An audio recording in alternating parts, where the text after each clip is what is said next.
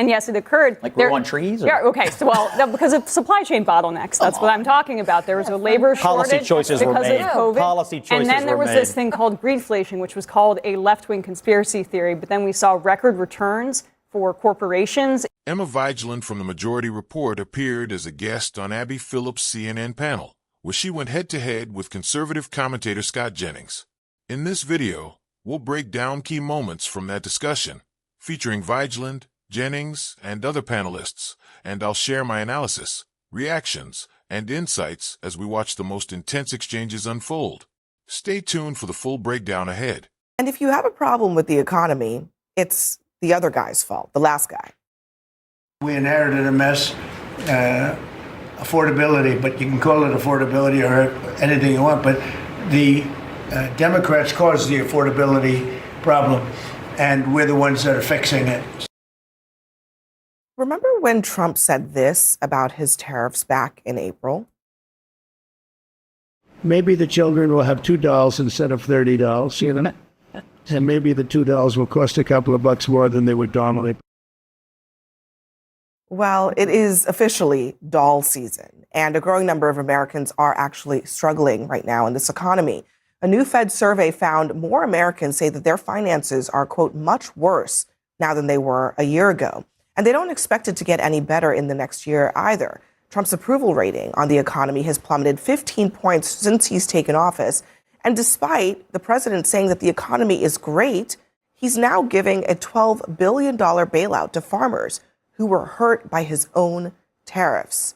Justin Amash said this, a former GOP representative. He said, Trump swipes money from taxpayers to bail out the farmers who were harmed by the tariffs that Trump himself placed on American businesses and consumers. This is the Trump economy. Senator Flake. Can't argue with that. On tariffs, tariffs are inflationary. That has been a GOP article of faith forever. And it's true. And we're finding that out. There's been some time to get there, but we're there, certainly. And I think that next year it'll even be worse unless there's some reversal on tariffs. We've seen bits and pieces shift, certain sectors exempt and certain countries exempt, but overall it's starting to bite. Consumers are paying more and they're feeling it. Yeah, and you can't tell them otherwise. Well, yeah, and Trump is not only trying to tell them otherwise, but is also not acknowledging what his own actions are showing, which is that he's bailing out farmers, rolling back some tariffs on food items. Those seem to be clear acknowledgments that the tariff policy has hurt Americans. Well, I think on the agriculture piece, there's a couple things going on. One, right up front, Trump said the tariffs were going to cause some short-term turbulence or pain for some sectors. He acknowledged it. Agriculture has felt that a little bit. The row crop guys especially, but of course they solved some of that with the deal they cut with China. So actually was Did they solve that? Because I mean, I don't think we would. Oh yeah. I don't think we would be talking about a $12 billion bailout. Well, A, and B, the amount that China has bought is not anywhere near what has been promised. Okay, so they cut a deal with China, and they're in better shape today than they were when we didn't have a deal with China. So that's number one. Number two, I was in Texas Saturday night with the Texas Farm Bureau, spoke to a lot of farmers down there. It was interesting. There were some people that absolutely had concerns. In fact, I talked to one guy who was going to the White House meeting today, and they were glad to get invited to that. I think they feel like what the president's doing on the ag thing is responsive to them. They have concerns, not just tariffs. They're a little worried about the Argentinian beef issue as well. They threw that out. So, yeah, I mean, he's got some issues to work out. But overall, if you look at the Fed survey, people are happy and excited about the job market and the labor market in the United States. That's a good thing. And if you talk to Scott Bessent, he'll tell you that they think in 2026, we're going to see a boom in jobs and growth in this country, thanks to some of the structural changes they made this year. So they're expressing optimism and exuding optimism, and that's what they got to do going into an election. There have been more than 1 million jobs lost so far this year, a number that basically rivals the pandemic time. So there is a picture of the economy that we're not getting from the federal government numbers, because those numbers are by and large not coming out. But from private sector payrolls, jobs are being lost right now, right at this moment. We've seen actually for the first time in years, actually job losses month after month, revisions showing private sector job losses. And I think that is driving a lot of anxiety. And it comes at a time where the facts are that the tariffs are causing middle-class families, working-class families, to pay more money. They're $1,700 estimated by the Yale Budget Lab of how much families are paying more for the tariffs. And so I think what's really odd is that the president promised that inflation would come down on day one. He'd get rid of it. And instead, he went on this policy that I agree is just different from what Republicans have supported for decades, which is raising prices on people. And of course, the whole issue with the bailout of the farmers is if we didn't have these actually counterproductive tariffs, you wouldn't have to take taxpayer money to actually bail them out, because China's response on the soybeans is because of the president's tariffs policy. I know all of human history started in January of this year, but I could take you back 4 years when input prices for agriculture, from fuel to materials to you name it,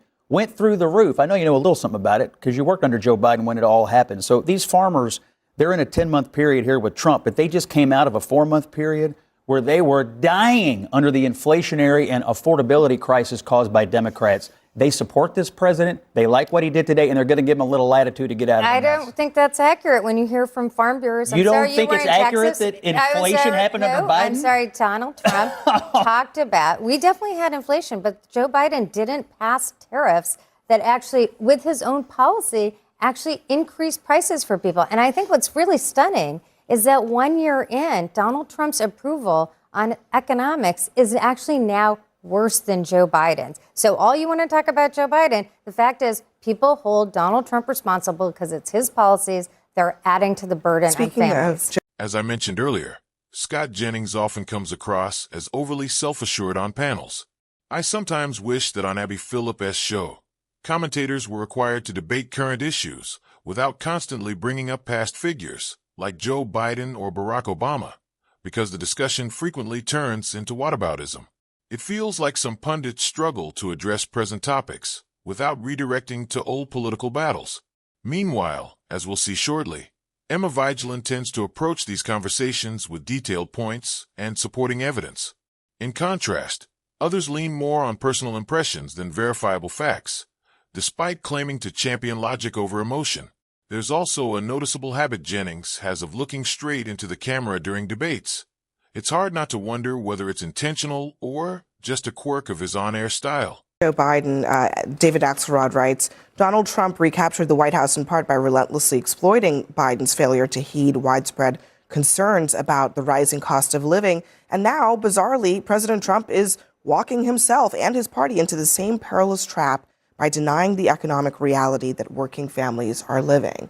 It's kind of hard to argue that when, in some ways, Trump is literally saying a lot of the same things, that people are just not feeling it. They're just not seeing how great it is, or that we just have to remind them that this is a PR problem and not an actual economic problem. Well, Abby, I think we should put some of the president's comments into context. I think he is taking some of the celebrations on the prices that have come down, like we've talked about on your show before, prices on fuel, certain food items that are in fact coming down. And I think that Scott's absolutely right. We should celebrate the fact that Americans are looking at this job market and saying we have a better chance at getting good, high-paying jobs and being able to support ourselves and our families. So, look, this is a reality that the American people are facing. The vice president came out and said, stick with us, give us some time, show a little grace on this issue. The president has said, hey, we're 11 months in. Why should they show and I think, grace? And I do think. That's the part I don't understand. Well, and I do think, Abby, why should we show grace? I honestly want to know. We ask I'm for the curious. same grace. We don't live in a snap election system. As we suffered through 4 years, as I've said before, and I'll continue to say, as the worst inflation in my lifetime. To your point, many Americans' lifetime.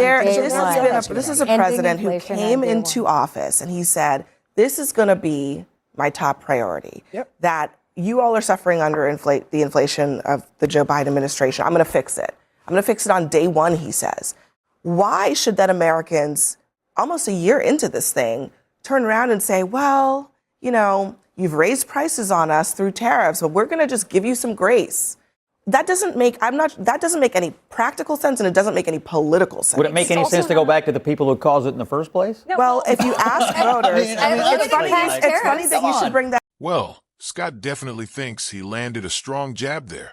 I mean, he even laughs like he just delivered some brilliant one-liner, like he's convinced it was a perfect zinger. Because if you ask voters, how much do you blame Trump for the current rate of inflation? 59% say a great deal, a good amount. Well, he's the president. He is the head that wears the crown. Exactly. He is the president. But why That go is back to the point. people with the shovels That's digging the the point, holes? Emma. To note that the inflation that occurred under Biden was in part naturally occurring due to supply chain bottlenecks and because the COVID once-in-a-lifetime pandemic Naturally? occurred. And yes, it occurred. Like grow on trees? Or? Yeah, okay. So, no, because of supply chain bottlenecks. That's what I'm talking about. There was a labor Policy shortage choices were because made. of COVID. Policy choices and then there were was this made. thing called greedflation, which was called a left-wing conspiracy theory. But then we saw record returns for corporations in their earnings, which showed that even though prices were going up, they were still taking home record returns, these corporations. And in part, the Biden administration tried to address that with Lina Khan and more enforcement. Now Trump's in office and there are no cops on the beat. We just hit a record of credit card debt in this country,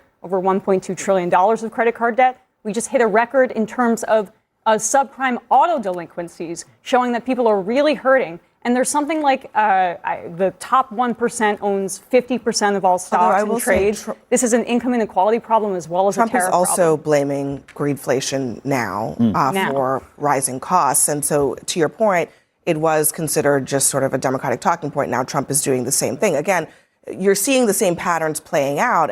And just for people at home who are just like, look, it's getting more expensive to live, they're not buying it. They weren't buying it with Joe Biden, and they're not buying it now. The striking thing is, Republican tax and regulatory policy has been good for the economy. Even with that, you see huge inflation because of tariffs. But President Trump's signature economic policy was tariffs. I love tariffs. It's the most beautiful word in the dictionary. He goes on and on about it. And then when tariffs cause inflation, then he tries to say, no, they don't. But tax and regulatory policy has been favorable for business, but it's the uncertainty and the higher tariffs that are hurting the economy. And that's why the president is running away from it at certain times, or he'll exempt certain sectors or certain countries. But it's going to hurt coming into the elections, believe me, unless there's a reversal. And he's hearing it from not just from voters, not just from Democrats, but also from Republicans in his own party as well. So this is one thing that really stands out here is how rare it is for sitting Republicans to openly criticize their own party's policies. Credit to Jeff Flake for acknowledging that the tariffs were harmful and tied directly to Donald Trump. But it's hard not to notice that these kinds of admissions usually come after someone leaves office. You have to wonder whether those same words would be spoken if the political stakes were still personal on the panel. Emma Vigeland came prepared with data, numbers, and specific examples. She presented her points calmly and methodically. Meanwhile, Scott Jennings frequently interrupted, talked over her, and leaned heavily into tone and theatrics rather than countering with detailed evidence. It created a clear contrast in styles. One focused on documentation and measurable claims, the other more centered on rhetorical framing and partisan messaging. That what's frustrating is that the interruptions make it difficult for viewers to fully hear the substance of the argument. Vigeland didn't cut him off while he was speaking, even when disagreeing strongly. Yet when she laid out statistics, the response wasn't charts or competing figures, it was deflection. If someone claims to prioritize facts over feelings, it would be refreshing to see that backed up with source data, clear visuals, or verifiable numbers. A simple chart breaking down inflation trends or consumer prices, for example, would elevate the debate. Instead, the exchanges often circle back to familiar talking points about past administrations rather than engaging directly with the evidence being presented in the moment. That dynamic can make the discussion feel more performative than substantive. That it would be interesting to see a structured one-on-one debate between Vigeland and Jennings, with firm moderation and equal speaking time. That setting might allow both sides to present uninterrupted arguments and force a clearer comparison of evidence and reasoning. This clip is just a short segment from a longer episode of CNN Newsnight with Abby Phillip, but it captures the broader dynamic. I'm curious what you think. Did either side make a compelling case? Let me know your thoughts on the exchange and how you think these panel discussions could be improved.